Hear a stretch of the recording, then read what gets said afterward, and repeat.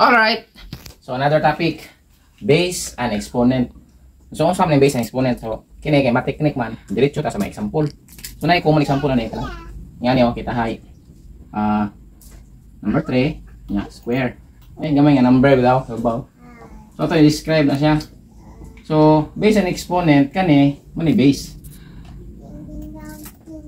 Nya kaning number nga gamay mo na exponent. Na. So sa meaning ani.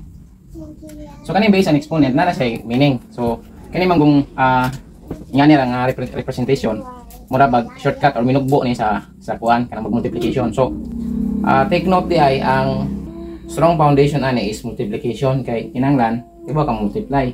So ang meaning mo ng 3 squared is na 3 squared ang meaning ana sa expanded form 3 times 3. But pasabot kaduha gi multiply ang 3. Imo ipo na 1 2, di ba? So mo nang 2. Pero ang meaning ani is ang base kung kapila gi-multiply sa iyang kagalingon.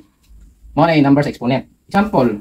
Example mo yung kag 5/5. So 5/5.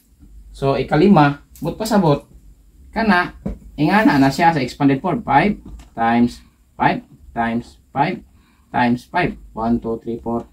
Apa isa? 5. So 5 ka 5. Di na sama sa 5 times 5 ha? Ay 5 times 5. Kailangan ang tubag na. So kana, kalima multiply ng 5. So meaning 5 times 5, 25 times 5. Ang tubag na 8 times 5 na po. Ang tubag na 8 times 5 na po. So muna iyang answer.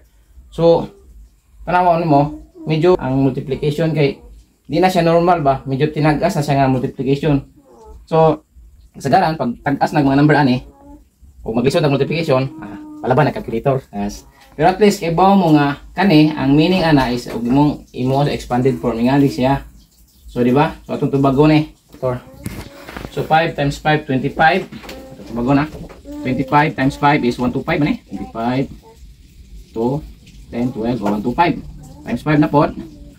So 25 to 10 12 1 10 12 1 5 6 625.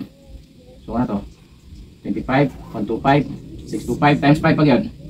So mamani katong 5, 1, 2, 3, 4, 1, 2, 3, 4, 5, times 5. So 5, 25 to 10, 12, 1, 30, 31. So 3,100.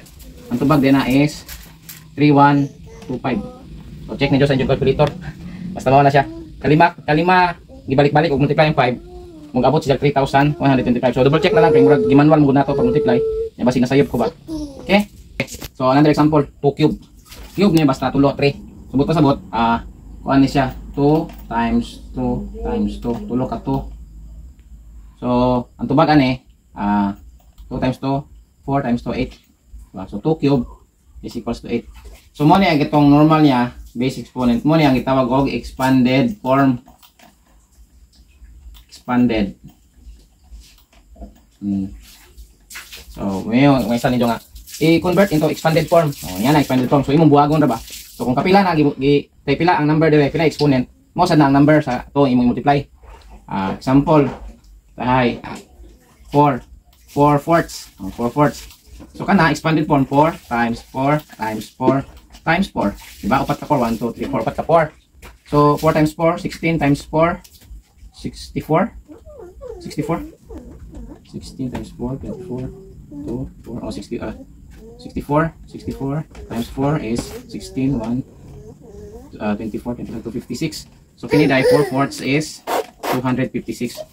So ang diskarte ani mga kaulay, mga kanang kuan nato, mga kabisdak, multiplication jud.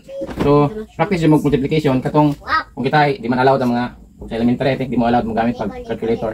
So pwede man siya manualon, ingani mo buhaton, hindi man mo multiply sa duha. Answer multiply na pagkalain. Isumpay ra nimo ba? Hantod mo gawas. So ingana no. Then natay another form or katong itawag na mga logarithms. I think ma-discuss na to sa another topic pod kay lahi sa to siya nga kuan katong mga topics with regards to logarithm. Pero ang ilang kumbaga forma or halos same lang. So na siya mga saka. So review ta. Pag may tag base and exponent, so mo ni siya base, exponent ni gamay. Ingana ra. Okay, so practice mga ka-alright. Thank you for watching.